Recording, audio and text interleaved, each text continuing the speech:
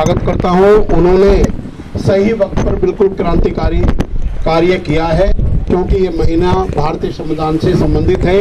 नागरिकों के जो मूलभूत अधिकार हैं उनसे संबंधित ये महीना है। मैं स्वागत करता हूं श्री सुंदर सिंह जी का, जो आपके ऑर्गेनाइजेशंस के ऑनरेबल प्रेसिडेंट हैं, और ऑनरेबल जनरल सेक्रेटरी साहब जो हमारे सुरेश मलिक साहब हैं, और जितेंद्र राणा जी हैं, तेजपाल सिंह जी हैं, और हमारे बीच में आदरणीय डीसी कपिल साहब हैं, और मेरे साथी आरएस कंसोडिया साहब भी एडवोकेट साहब आए हैं। साथियों, मैं आपको ये कहना चाहता हूँ कि देश के वे लोग या देश की राजधानी के वे लोग जो घर घर तक पानी पिलाने का काम करते हैं, लोगों को जीवन दान देते हैं, आज उनका ही जीवन ज़्यादातर खतरे में पड़ गया है। एक आंदोलन था जो महात्मा गांधी जी ने किया था, नमक का आंदोलन। नमक मनुष्य के लिए इतना ज़्यादा ज़रूरी नहीं है, क्योंकि नमक के बिना भी मनुष्य जीवित रह सकता है, लेकिन पानी मनुष्य के जीवन की आधारभूत जरूरत है, और इसके बिना कोई भी मनुष्य सरवाइव नहीं कर सकता। तो यह आंदोलन महात्मा गांधी जी के आंदोलन से भी आपका आंदोलन बड़ा है। इस देश के मजदूरों पर होने वाले जुल्म को केवल जुनून के द्वारा रोका जा सकता है, और जुनून वो पैदा कर सकते हैं जो स्वयं जुनूनी है। मैं साथियों आपको बताता हूं कि सांप को काटने की जो जहर की दवा है, वो सांप के जहर से ही बनाई जाती है। इसलिए जिस सरकार को, दिल्ली सरकार को आपने गद्दी पर बैठाया है, उसको उतारने की दवा भी आपके हाथ में ही है। जब कोई ट्रेन चलती है या रेलगाड़ी चलती है या बस चलती है, तो उससे यह अनुमान नहीं लगाया जा सकता कि इससे कितनी आमदनी हुई है, बल्कि कल्याणकारी राज्य का यह काम यह देखा जाता है कि कितने गरीब और मजदूर लोगों ने उस ट्रेन या बस से अपने मिशन को पाया है, अपने लक्ष्य को पाया, कितना वो कामयाब हो पाए हैं, उससे आमदनी नहीं देखी जा सकती। तो मैं आपको यह कहना चाहता हूं कि आज जो सरकार है, आज आप ये बात लिख लें कि बीजेपी की सरकार है, देश की राजधानी में करने वाली जो दिल्ली सरकार, केजरीवाल साहब की सरकार है, वो आपको पतन के अलावा कुछ नहीं दे सकती। किसी भी व्यक्ति के भविष्य की गारंटी इस वाली सरकार में नहीं है। जब घर में पानी पिलाने वाले लोग ही सड़क पर आ गए, तो ऐसे सरकार के आप मेरुदंड को तोड़िए और इलेक्शन नजदीक है, इनको हराइए, चाहे एमसीडी का इलेक्शन हो, चाहे एमएलए के हो। सबसे बड़ी सरकार की सबसे बड़ी ताकत इस देश के संविधान के द्वारा बाबा साहेब डॉक्टर अम्बेडकर ने आपको दी है। वो ताकत वोट की ताकत है। अगर उस वोट की ताकत को आप सही इस्तेमाल करोगे, तो मैं कहता हूं कि वर्तमान सरकार को आप नेस्तनाबूद कर दोगे। ये सरकार बेरोजगारी लाने के लिए इसको पूरा अनुभव है। केजरीवाल सरकार की बेरोजगारी लाने का पूरा अनुभव है। आम आदमी को रोजगारों को उनको बेरोजगार करने का पूरा अनुभव है, लेकिन किसी गरीब के बेटे को कैसे नौकरी दी जाएगी, इस बात की कलामें ना तो बीजेपी जानती है, ना ही आम आदमी सरकार जानती है। इसलिए मैं आपको बताता हूं कि जो इस देश के राजधानी के नेता ये कहते हैं उन्हें भगवान भी नहीं हरा सकता, मैं आपको दावे के कह सकता हूं उसे वोट हरा सकता है, आप हरा सकते हो। इसलिए मेरे साथियों, हमारी जो ऑर्गेनाइजेशन है, हमारी जो पवित्र ऑर्गेनाइजेशन है, licence plumber welfare association registered है। इस रजिस्टर्ड प्लम्बर एसोसिएशन के हर चौराहे पर, हर जगह ये बैनर लगने चाहिए, ये बैनर पोस्टर लगने चाहिए कि केजरीवाल सरकार ने हमारे अधिकारों को, हमारी रोटी छीनी है, हमारा अधिकार छीना है, हमारी रोजी रोटी को छीन कर हमारे परिवारों को बर्बाद कर दिया। इस सरकार को हराने का प्रण हमारे साथियों को लेना चाहिए। प्लम्बर एकता, प्लम्बर एकता, प्लम्बर एकता। जिस सरकार में भुखमरी और जिस सरकार ने हमारे रोजगारों को छीना है, ऐसे सरकार को अपने पदों पर बने रहने की कोई भी उनकी नैतिक जिम्मेवारी नहीं है। ऐसे सरकार को इस्तीफा दे देना चाहिए। निजीकरण करने से सिर्फ एक बात को हमको एहसास होता है कि निजीकरण वो लोग कर रहे हैं जो सरकार को चलाने में सक्षम है, जिनके अंदर एबिलिटी नहीं है, सरकार को चलाने में कैपेसिटी नहीं है, कंपिटेंसी नहीं है, और जो इस काबिल नहीं है कि सरकार को चला सके, वे लोग देश में निजीकरण ला रहे हैं। और निजीकरण ने देश के नागरिकों की रीढ़ की हड्डी को तोड़ दिया है, सोचने की शक्ति कम कर दी है, खून के प्रवाह को रोक दिया है। और ऐसी कौमें जिनको सरकारी नौकरियां मिलते, अशिक्षित नपुंसक हो जाया करते हैं। देश की सरकार ने हमारे देश में तबाही का तूफान ला दिया है, और इस तबाही के तूफान को हम आने वाले एमसीडी या सरकार के चुनाव में इस सरकार को हरा दें तो हम अपनी सफलता, अपने सबसे बड़ा मूल्य पा लिया।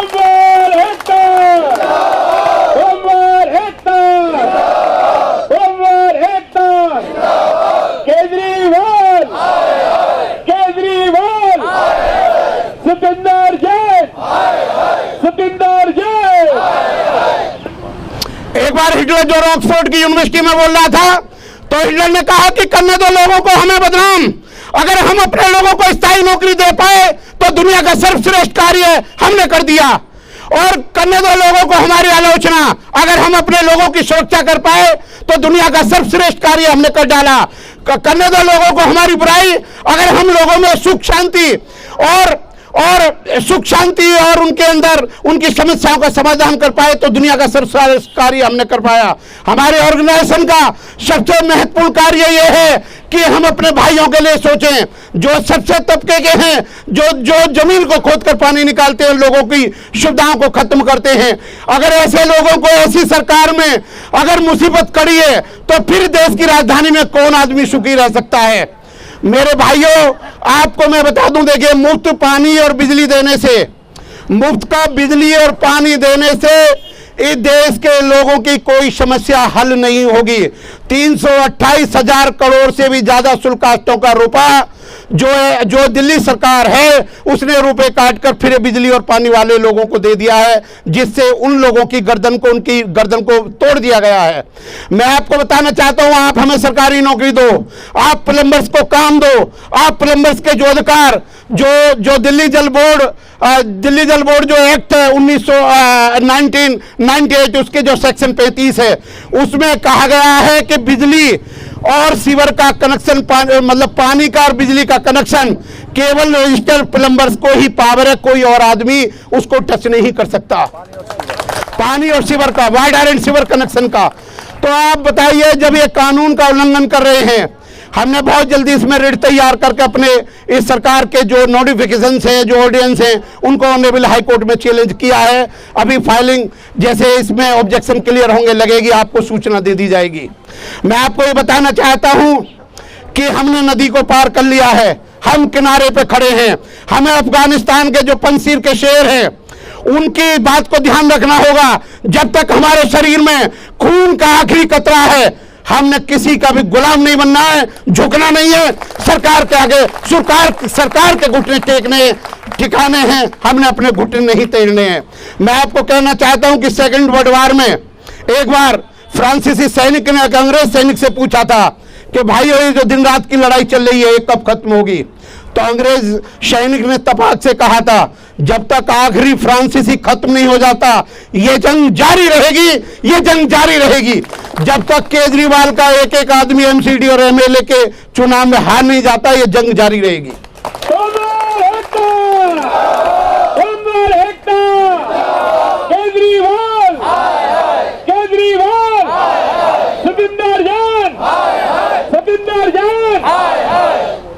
आज जितने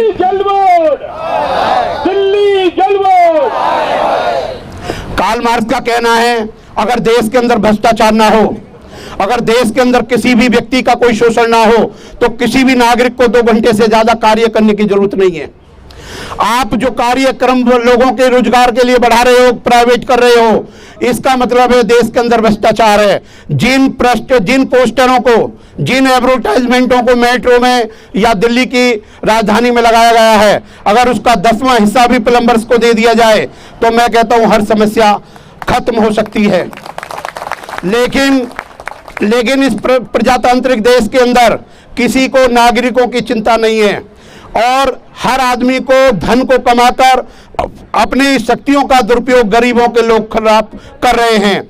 जो के.आर. नारायण स्वामी राष्ट्र, जो के.आर. नारायण प्रेसिडेंट थे, उनके एक वचन को बड़े आप गौर से समझिए कि सहनशील व्यक्ति के प्रकोप से हर व्यक्ति और सरकार को डरना चाहिए।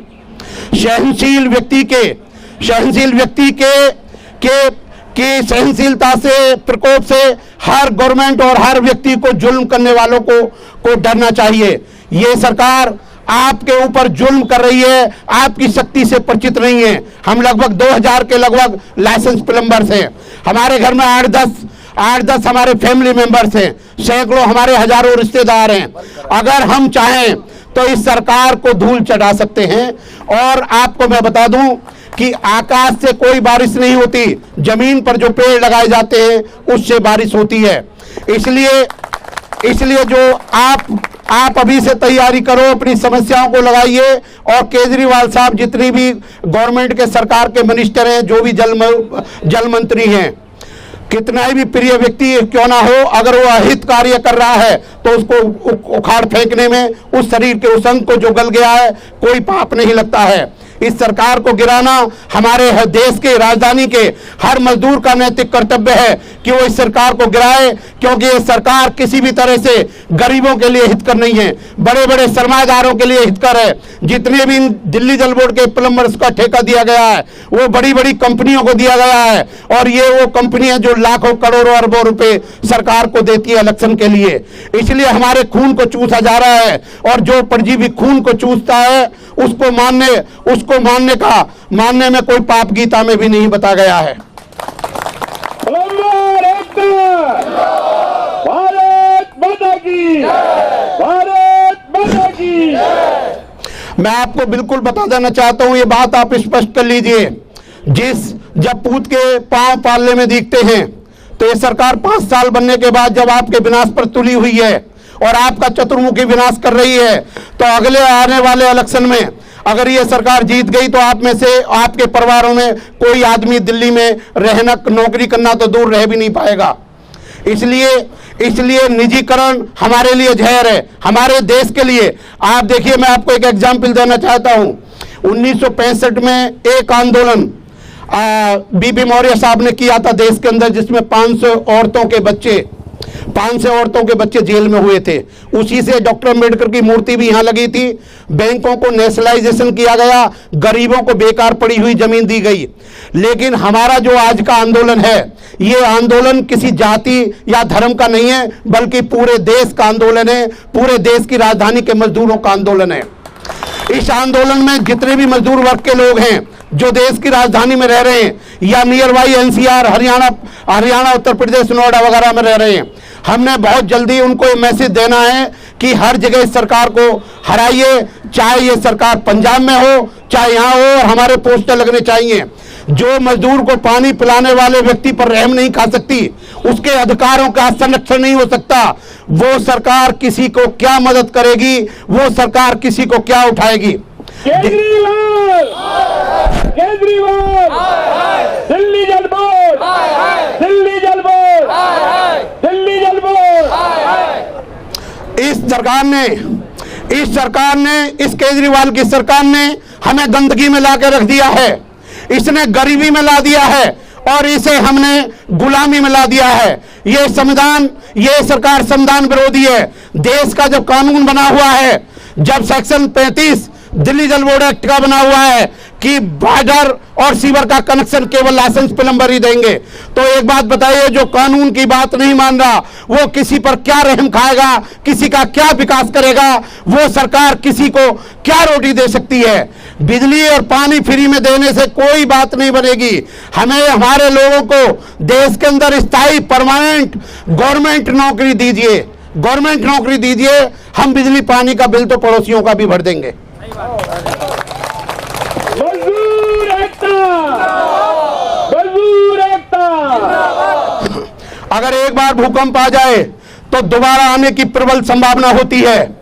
जो गाज आप लोगों पे पड़ी है, वही अभी डीटीसी के जो स्थायी वर्कर, जो अस्थायी वर्कर हैं, नॉन परमानेंट वर्कर से उन पे पड़ रही है, उनको निकाला जा रहा है। यमुना विहार में एक आदमी बैठा है, जो केजरीवाल के आधार पर 2-2, 5-5 लाख रुपए लेके उनको दोबारा से उन्हीं की पोस्ट पे लगा रहा है। ये प्राइवेटाइजेशन का खेल मजदूरों के खून से खेला जा रहा है। ये खून की होली हम केजरीवाल सरकार को नहीं खेलने देंगे। खून की होली नहीं खेलने देंगे। खून की होली, खून की होली, खून की गोली।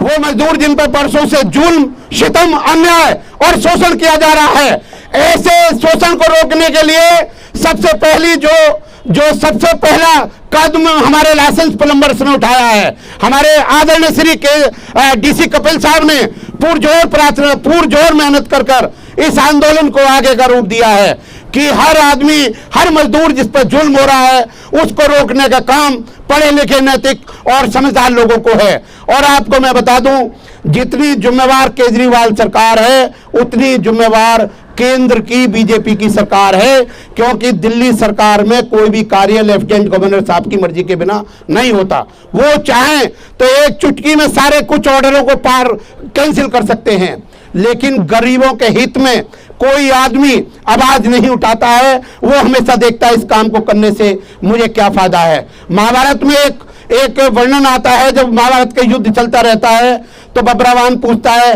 तो एक आदमी पूछता है उनसे, तुम किसकी तरफ से लड़ोगे?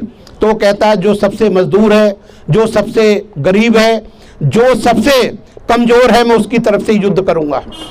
तो देश के अंदर ऐसे बहुत कम लोग हैं, देश के अंदर ऐसे बहुत कम लोग हैं जो गरीबों के साथ खड़े होते हैं। भाई मजदूर का अर्थ क्या है?